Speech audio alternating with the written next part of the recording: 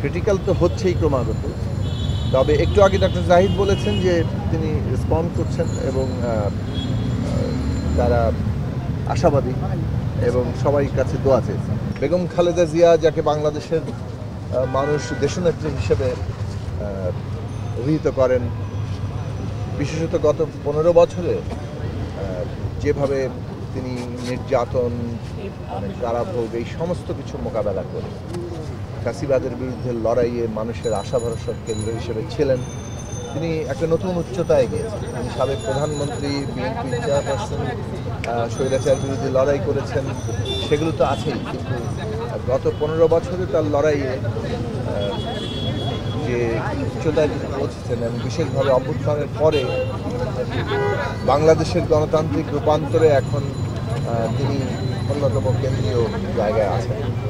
ফলে সারা দেশের মানুষ এই গণতান্ত্রিক উত্তরণের প্রক্রিয়ায় বেগম খালেদা জিয়ার দিক নির্দেশনা কিংবা তার উপস্থিতিকে গভীরভাবে উপলব্ধি করে।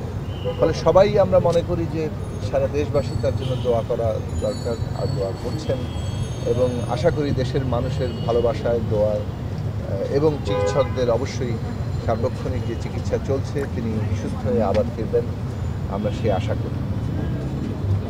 ভাই বলছে রাতের পর থেকে অবস্থা আরো ক্রিটিক্যাল হয়ে গেছে। আপনি এই সম্পর্কে বলে জানতে পারছেন? কিছুক্ষণ আগে বিএনপির ভাইস চেয়ারম্যান আমির আজম খান তিনি আমাদেরকে বলেছেন। আপনি কিছু শুনেছেন? আর সর্বশেষ ডক্টর শাহাবুদ্দিন বলেছেন যে তিনি গত একদিন যে স্টেবল আছেন, ক্রিটিক্যাল তো হচ্ছেই ক্রমাগত। তবে একটু আগে ডক্টর জাহিদ বলেছেন যে তিনি রেসপন্ড করছেন এবং তারা আশাবাদী এবং সবাই কাছে দোয়া চেয়েছেন। কিছুটা উন্নতি বলা যায়, মানে আসলে এটা ডাক্তাররাই বললে ভালো হয়।